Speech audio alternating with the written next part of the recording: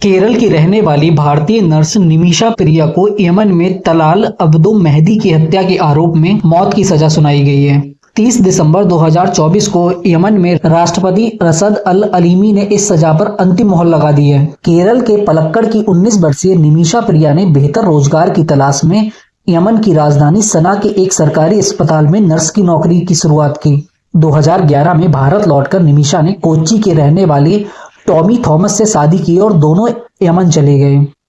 Thomas को वहां एक असिस्टेंट इलेक्ट्रीशियन की नौकरी मिली, लेकिन आय पर्याप्त नहीं थी। 2012 में दंपत्ति को एक बेटी मिशाल का जन्म हुआ। बढ़ते वित्तीय संकट के चलते थॉमस बेटी के साथ भारत लौट गया और कोच्चि में ई रिक्शा चलाने लगा। बेहतर कमाई के लिए निमिषा ने यमन में क्लिनिक खोलने का फैसला किया, लेकिन यमन में कानून के तहत उन्हें एक स्थानीय साझेदार की आवश्यकता पड़ती है। इसी दौरान उनकी मुलाकात वहां के स्थानीय निवासी मेहदी नामक व्यक्ति से हुई।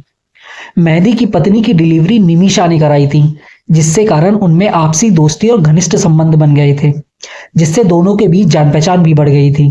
निमिषा भारत आई और क्लिनिक शुरू करने के लिए करीब 50 लाख रुपए इकट्ठा किए। उनने अपने दोस्तों और रिश्तेदारों से भी मदद ली।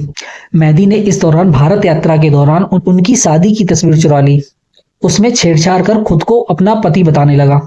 मेहदी ने निमिषा के क्लिनिक के मुनाफे पर कब्जा कर लिया और उनका शारीरिक और मानसिक उत्पीड़न शुरू करने लगा। उसने उसका पासपोर्ट भी जब्त कर लिया। परेशान होकर निमिषा ने मेहदी से पासपोर्ट वापस लेने के लिए उसे बेहोशी का इंजेक्शन दिया, लेकिन इंजेक्शन का असर ना होने पर उसे ओवरडोज दे दिया, जिसके कारण मेहदी नामक व्यक्ति की मृत्यु हो गई। मीडिया रिपोर्ट्स के अनुसार मेहदी के शव के टुकड़े करके उसने वाटर टैंक में फेंक दिया। इसके बाद निमिषा को गिरफ्तार कर लिया गया। यमन की अदालत ने निमिषा को मौत की सजा सुनाई। यमन में इस्लामिक शरिया कानून लागू है, जिसके अनुसार हत्या के मामले में सजाए मौत दी जाती है। निमिषा ने यमन की सुप्रीम कोर्ट में सजा के खिलाफ अपील की थी, जिसे 2023 में खारिज कर दिया गया। इसके बाद मामला राष्ट्रपति रसद अल अलीमी के पास पहुंच गया। राष्ट्रपति ने दिसंबर 2024 में सजा को मंजूरी दे दी। लेकिन ऐसा नहीं है कि निमिषा के पास बचने का उपाय नहीं है। निमिषा के पास एक उपाय है बचने का, जिसे ब्लड मनी के नाम से जाना जाता है।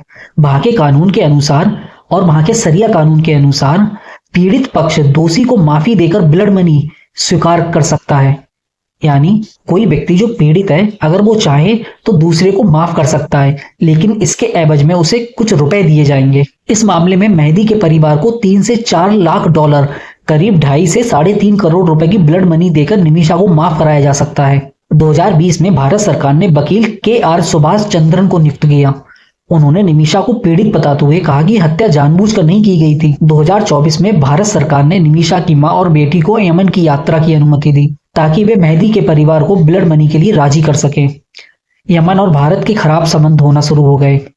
यमन में चल रहे गृह युद्ध और भारत द्वारा यमन में संबंध खत्म करने के कारण इस मामले में भारत की भूमिका सीमित हो गई है।